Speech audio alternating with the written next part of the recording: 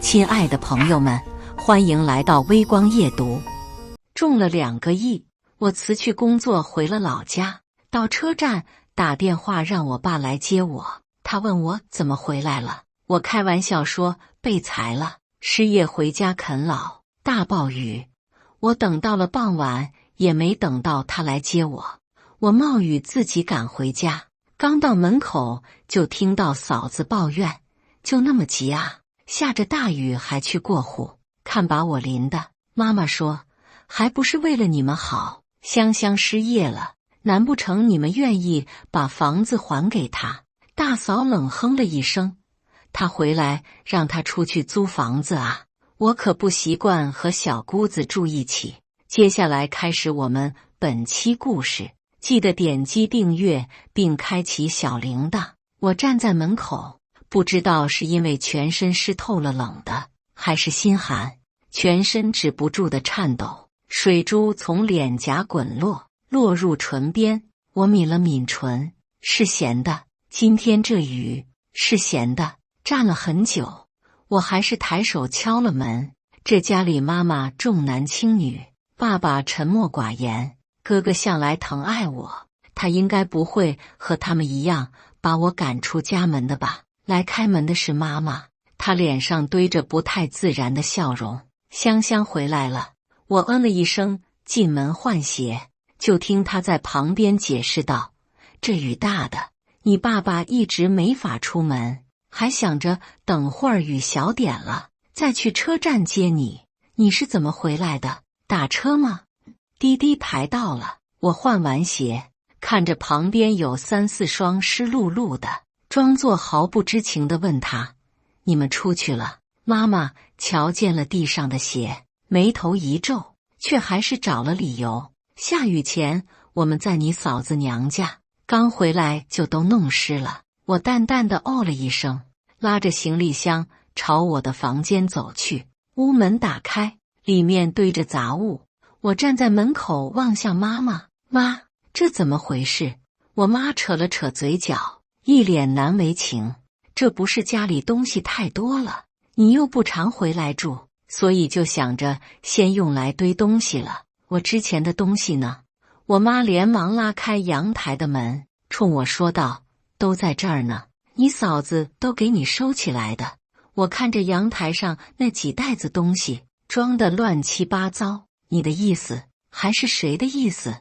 这房子是我出的钱买的，我连一个房间都不配有吗？妈妈垂着头，装作一脸无奈样。嫂子在外头趾高气昂地喊道：“谭香香，你买的房子了不起啊，这是要赶我走吗？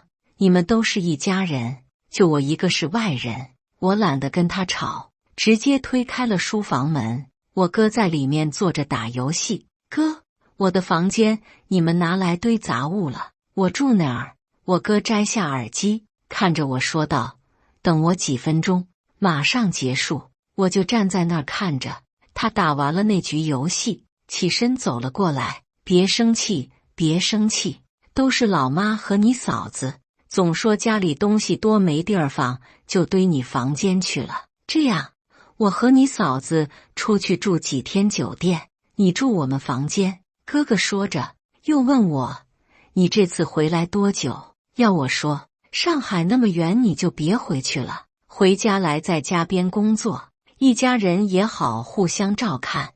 这话我听过很多很多遍，以往我都会说，我专业不对口，在这个地方找不到工作不说，找到了也是没有多高的工资，所以还是回上海。可这次我应了下来，直接说道：“我也这么想，这些年在外面飘够了，准备回来了。我准备常住，所以让你和嫂子去住酒店肯定不现实，让妈他们收吧，那个房间收出来住就行了。”我哥怔了一下，随后就说：“收，让他们马上收。”话音刚落，嫂子就嚷嚷道：“往哪儿收？这家小的脚都下不去了。”几人站着，谁也没动，僵持许久，我哥才说道：“你们不收，我来收。”说着就要往屋里走，我妈一把拽住他：“你知道怎么收吗？就你收。我瞧着我妈，也不纠结收不收的事情，不收也行。我之前买的那套公寓不是空着的吗？钥匙给我，我过那边去住。我朝我妈伸手，她迟迟没反应。我看看她，又看看我哥，你们这是什么意思？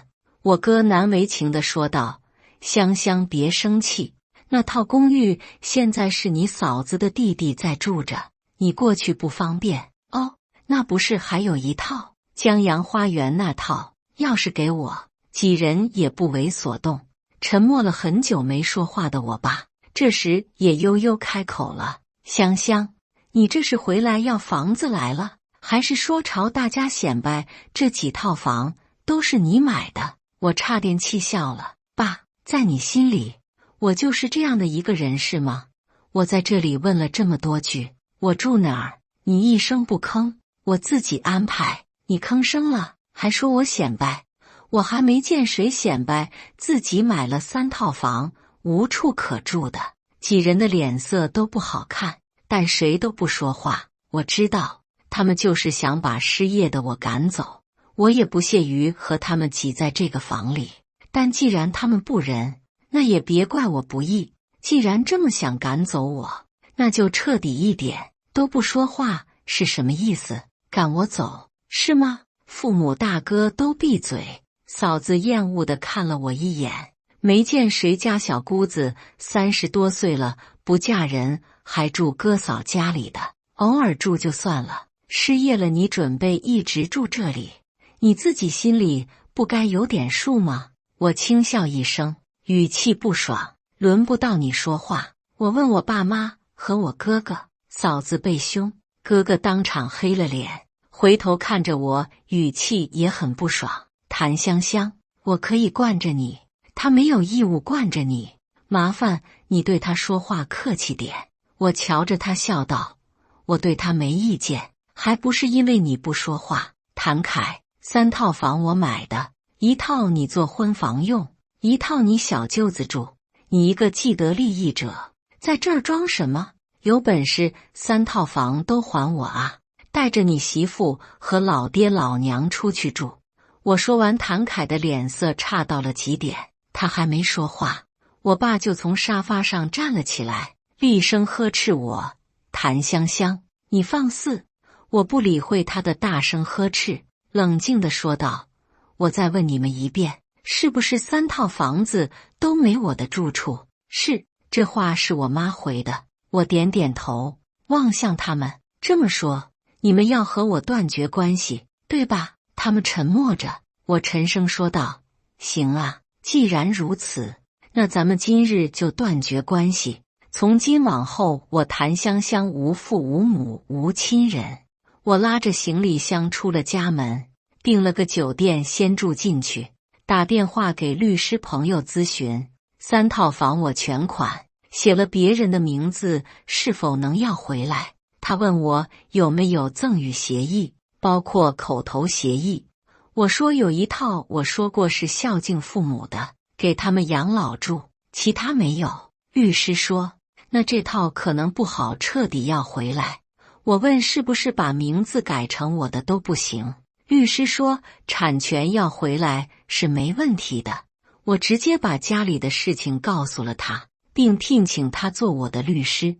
我要把3套房子都要回来。挂断电话，我心里空荡荡的，像是心口被剜了一块。从高中毕业，我勤工俭学，到大学毕业留在上海，我加班加点，省吃俭用，买了这3套房，掏空了我所有的积蓄。原先我计划的是1套给父母养老的，1套我准备自己回来住，另一个准备出租赚点钱，这样我就可以退休了。可我的父母霸占1套还不够，他们就算是把我给他们的那套给了谭凯，我都没那么生气。他们是想3套都占了，把我赶出家门。就因为我失业了，我拿出手机看了看自己银行卡里那13后面的7个0，哭着哭着就笑了。这有什么？我还有钱，我这辈子躺着花花，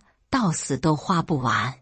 我洗个脸，去餐厅吃了个饭，回来睡了一觉。第二天早早的，我就跑到了金陵湾别墅的售楼处，这是我们市里最贵的别墅区了，精装修700多万，刷了一套。我拎包入住，又请了个保姆，每天做饭，打扫一下卫生。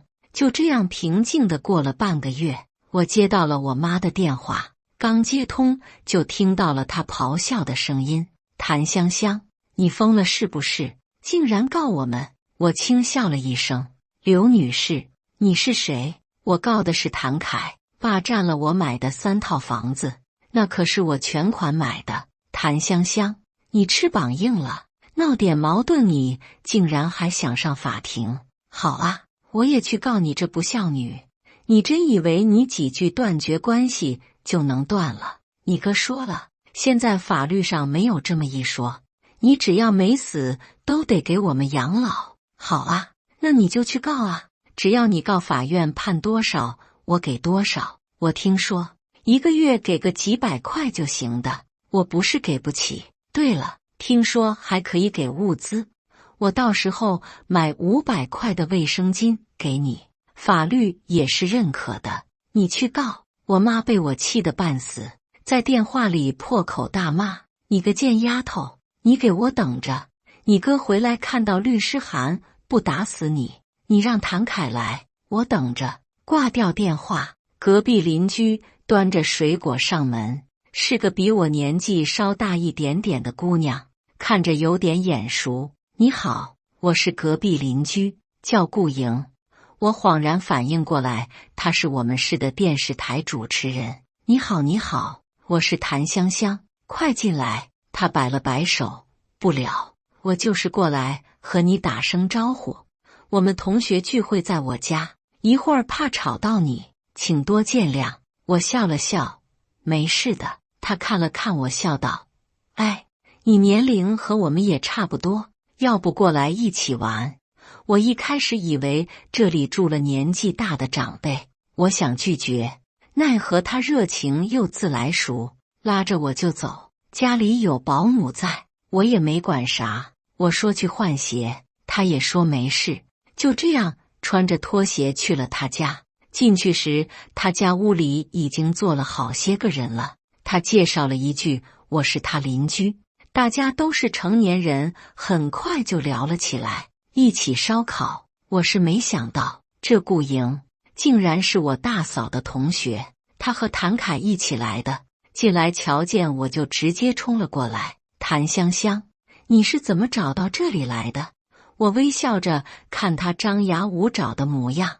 顾莹不知我们的关系，拉过大嫂李娇，开口准备介绍我，可李娇嘴快，她看着众人说道：“这就是我和你们吐槽过的，我那个年纪大不嫁人还失业回家啃老的小姑子，真是对不住。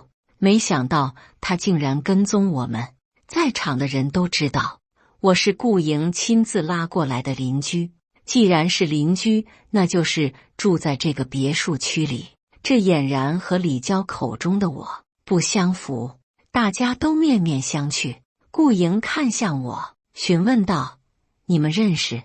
我笑了笑：“真是巧，这是我大哥大嫂，没想到你们是同学。”顾莹是东道主，笑呵呵地说道：“可不就巧了吗？李娇，谭香香不是跟着你们来的，她是我邻居。”我想着大家都是差不多年纪的人，便喊过来一起烧烤了。谭凯和李娇都是一脸不可置信：“什么？他是你邻居？怎么可能？”顾莹不知道这话怎么接，看向我，李娇也看向我：“谭香香，你不是失业了吗？你一个人租房，还租别墅住？”“没租，我买的。”李娇闻言哈哈大笑：“怎么可能？你不是买那3套房掏空了，还被公司辞退了？你那里来的钱买，还买别墅？你莫不是被赶出家门后有了妄想症？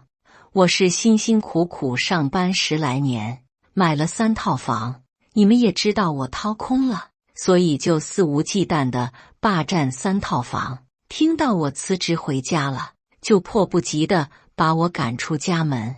没关系，我已经请了律师，那3套房我会拿回来，所以麻烦李女士和谭先生早点去买自己的房子，别到时候被法院判下来强搬走没地儿住。一席话下来，在场的人就开始窃窃私语，更有甚者直接问李娇：“李娇，你不是说你公婆给你们买的3套房子吗？还天天吐槽你小姑子又懒又丑，快奔4了还不嫁人，还说人失业了回家啃老，真是不要脸！你这……”我听着笑了，原来你是这样在后面颠倒黑白的啊！没关系，刚才刘女士给我打电话来了，说是她收到律师函了，你们一会儿回去就能看到。人家的同学聚会，我们在这里喧宾夺主，在人家家里吵架实在是不好，我懒得和他们纠缠。看向顾莹说道：“顾女士，不好意思，给你们添麻烦了，我就先回去了，你们好好玩，等空了过来我家。”我说完就要走，李娇一把拽住我：“谭香香，你说清楚，买别墅的钱哪儿来的？是不是你妈给的？”我看看他，又看看谭凯，淡淡道：“只有你老公有吗？我没有。”说完，我甩开他的手，离开了顾莹家。李娇和谭凯追了出来，看着我进了别墅，也想跟进来。我直接把大门从里面锁上，请的保姆是一个刚毕业的大学生，叫杨青，他社恐。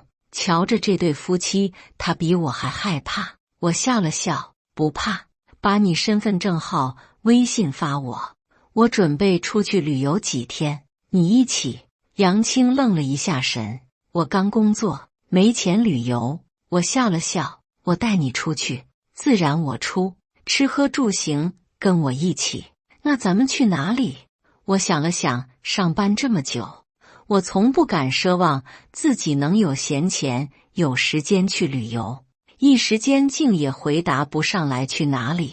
回头问他：“你有想去的地方吗？”他说道：“想去西南小镇。”那行，咱们就去。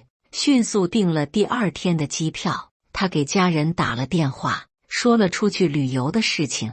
他家里人还有些担心，怕我带他去割腰子。我哭笑不得。他回答说不会。可别说，我和他刚认识半个月，就说带着他旅游去，真是有一定嫌疑的。小姑娘看着不是多话的。我同他说道：“旅游是临时起意，外面那俩人是我哥哥和嫂子，我彩票中奖了，辞职回来了。”小姑娘一脸羡慕地看着我，倒也没有问中多少。我继续说道：“我爸妈重男轻女，他们只听到我失业回来啃老，就把我赶出来了。我原先买了3套小房子，可是现在1套他们住着，1套我嫂子弟弟住着，1套他们空着吧也没说，但我就是无处可去。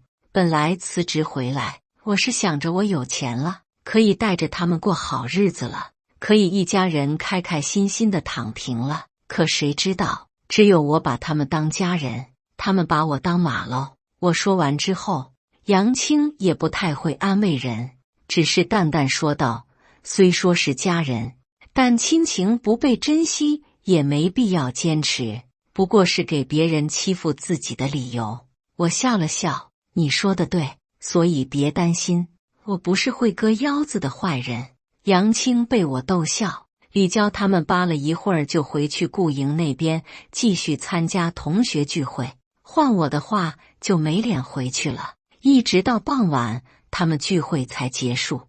我见大家都开着车离开，只有李娇和谭海是走着下去的。大家散了之后，顾营就来了我这边，我让杨青泡了杯咖啡给他。他说为今天的不愉快感到抱歉，这哪能怪他？要说抱歉也是我说，谁知道还能这妖巧的遇见李娇。但想到李娇、谭凯知道我现在住的地方，按照他们的尿性肯定会找来。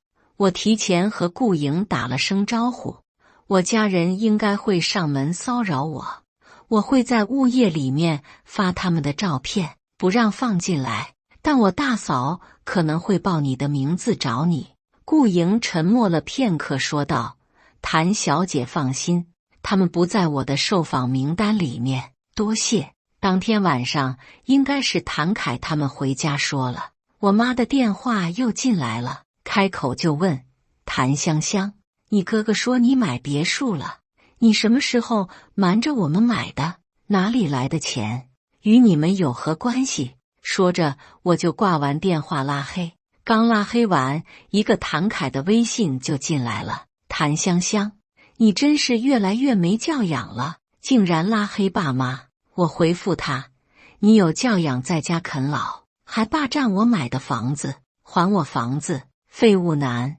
谭凯应该是破防了，给我打视频，我顺手把他也拉黑了。全家人的电话、微信拉黑之后，我在物业群里发了他们4个人的照片，叮嘱道：“这4个人请大家不要放进来。”第二天早上，我和杨青就飞往春城，因为拉黑了糟心的人，玩了半个月都没人打扰。杨青拍了 vlog， 晚上再做剪辑。谭总，你介意露面吗？不介意。他嘿嘿一笑，埋头剪视频。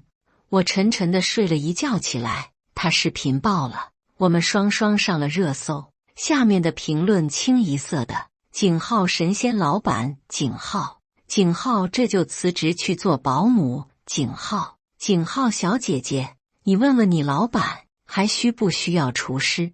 我做饭很好吃的，景浩你老板家还缺花匠吗？我专业对口，景浩。网友们热聊得非常开心，账号疯狂涨粉。他看着我有些不安：“谭总，怎么办？”我笑了笑：“什么怎么办？好事啊，接住这泼天富贵，你做账号吧。”他抿了抿唇：“那收入我和你分，就我现在的钱。”其实没想和他分什么，但他目前和我很合得来，做饭也好吃。我只是有些担心，你不会辞职吧？不知为何，我这句话出来，他扑哧一笑，我也笑了。怎么可能？除非你辞退我。我笑了笑，那咱们回去得单独签一份合同啊。账号收入你自己留着，你别辞职就行。不辞职，但账号视频主角可是老板你来，你不分钱怎么行？不管多少，咱们分。成，不辞职就成。无心插柳柳成荫，我俩都很开心。事情一直发酵到晚上，有人转发且评论抨击我不孝女，拉黑父母兄嫂，自己已经有一套别墅了，还在让律师去打官司抢房子，营造好老板人设，背地里是个黑心肝的。网友爱起哄，早上爆红，晚上翻车，瞬间就让网友嗅到了瓜味，就像那地里的茶，纷纷出动。杨青没想到这个事情，其实我也没在意。谭总，怎么办？杨青不是叫我谭总就是老板，他非说这样正式。我一听他喊，就感觉自己还在上班。没事，先不要回应，让他们蹦跶一会儿。舆情一直发酵到了第二天，有几个账号在转发评论打脸这个人，我翻了翻，是我原先的同事，他们都在帮我澄清，说我工作上特别拼，在上海租房子都舍不得租1000块以上的，每个月的工资都攒了起来，在老家买了房子孝敬老人。据他们所知，我买了3套房子，都在父母的名下。所谓的抢房子，只是把自己的东西要回来而已。不过寥寥几句，被淹没在了数万评论中。我花了一上午的时间，整理了这些年的所有打钱记录。我用杨青的账号开了直播，网友纷纷涌进直播间。从我大学勤工俭学，到后来转账买房，各种记录全都放了出来。网友还猛圈中。我在直播中说道：“我辞职了，和爸爸开玩笑说我失业要回家啃老了。我父母吓得当天就把我买的3套房都过户给了我哥哥。我回家之后，3套房我连一个房间都没有，我是当天被赶出来的。大家可以听录音。有人质疑录音的真实性，说怎么有人随便就能拿出录音，更像是有备而来。我回复他，因为我给爸爸打电话让他接我，一下午都没来，我自己淋着暴雨回去，到门口正好听见他们聊天。嫂子抱怨过户那么急，害他被雨淋。妈妈说还不是为了他们好，不然我失业回去了，那3套房子他们是不是愿意还我？我嫂子还说让我出去租房子，她不习惯和小姑子住。对了，3套房其中1套是公寓，那个家里没我位置。我说我去公寓，但是我公寓住着我嫂子的弟弟，凭什么呢？就因为我是个女儿吗？我凭什么要把辛辛苦苦赚了10多年的钱白手送人？是家人是亲人，我才可以给。既不是了，我当然是要回来的。在这里也说一句，如果有与我相同遭遇的女孩子，请保护好自己的钱包。小时候都得不到的爱，长大后也不是用钱能够买回来的。别像我一样傻，一直花钱，以为用钱就能换来亲情和爱，最后给我们的不过是失望。评论里有人问别墅怎么回事，我笑了笑，本来想着才不外露的，但也无所谓了。上天眷顾，运气好，买了张彩票中奖了。我之所以辞职回老家，其实是想拿着钱带着他们一起好好过的，是他们嫌弃我是个失业的。画出来之后，评论区都被卧槽铺满了，还有人在刷好爽好爽，这才是真正的报应。我回复之后，微信的家族群里出现了讨伐我的声音。香香，你这可真的太过分了，中大奖了就算计父母把他们甩出去，小姑娘这么有心机可要不得。说话的是我大姨。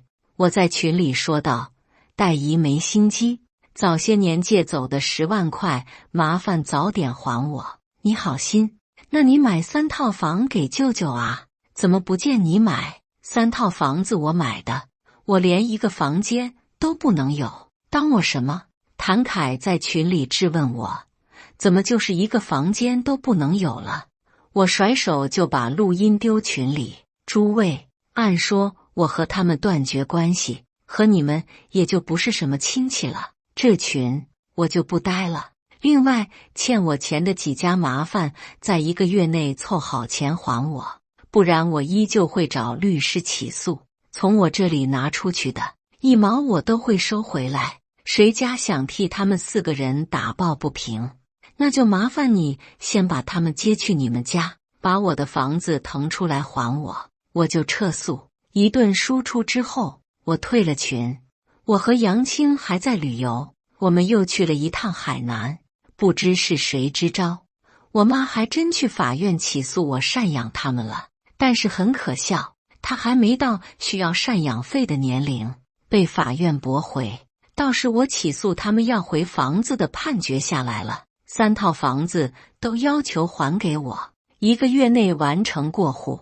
谭凯拖着不过户，我直接让人天天去他公司堵他，要是不敢我就搅黄他工作。我爸和我妈瞒着谭凯和李娇来别墅园区找我，保安不让进来，2人竟然跪在了门口。物业经理觉得这样影响形象，给我发信息。我出去见了他们，老2口阴沉着脸，我妈骂习惯了，张口就想继续骂我，被我爸按住。他望着我问道，香香，都到门口了，不请爸妈进去坐坐吗？我讥笑一声，觉得好生讽刺，不必了吧，就像我在你们家里没位置，这里是我自己的家，也没你们的位置。我爸沉默了下去。我妈咬牙切齿地问我，是不是就是不想让我哥哥好过？我有些不解，如何是让他好过，给他当一辈子的血包？这么多年了，我还做的不够多吗？还要让他如何好过？我语气凶狠。我妈瑟缩了一下，你那么心疼他，你去卖血啊！你卖血养你好大儿子去，别来扒拉我。我看着你们就觉得恶心。谭香香，我们生你养你，如何对不起你？生我下来伺候谭凯，我出生就是为了给谭凯做保姆，养我。谭凯穿的衣服丢给我，高中结束后，我就是自己赚钱读书了，你们不记得了？我那会儿穿着谭凯的旧衣服，被同学嘲笑找你哭，你不记得了？我都记得。我有钱的第一时间是想回来让你们都过好日子，可我说我失业的那一瞬间，你们是想着怎么把我赶出去？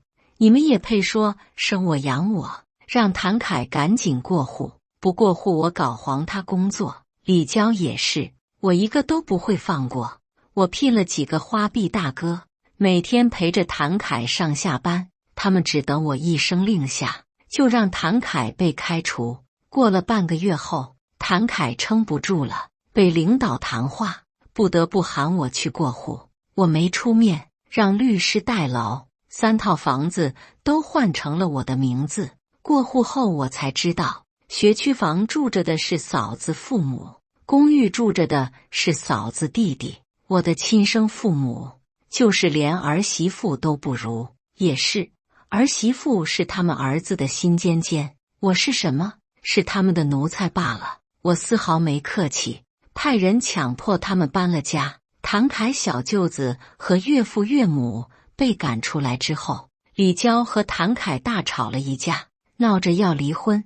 说起来也是很有戏剧性。花臂大哥问我卖不卖二手房，他想要买一套，也看过我父母他们现在住的那个，离医院地铁都很近，我打了个折卖给了他。过户之后，他迅速的就带人把我爸妈和哥哥嫂子都请了出去，4人无家可归，想来投奔我，避免物业那边难做，继续聘请花臂大哥在门口守着。守了几天，他们没见到我，回了老家。嫂子闹着和谭凯离婚，谭凯失手杀了李娇，被警局带走。老两口哭天喊地的去求李家人谅解，但李家不愿意，最终谭凯被判死刑。老两口听到消息后直接晕了过去，后续的一切我都没有再关注。或许等他们需要赡养的时候起诉我，我也会依法院判决给他们500块。可是失去了儿子，他们还能不能活到那个时候，谁知道呢？而我带着杨青开始了我的全球旅居生活。感谢大家的观看，本期故事精彩吗？欢迎大家在下方评论区吐槽。如果你喜欢这类故事，记得点击订阅微光夜读，并分享给更多的人，这会对我帮助很大。再次感谢大家的观看。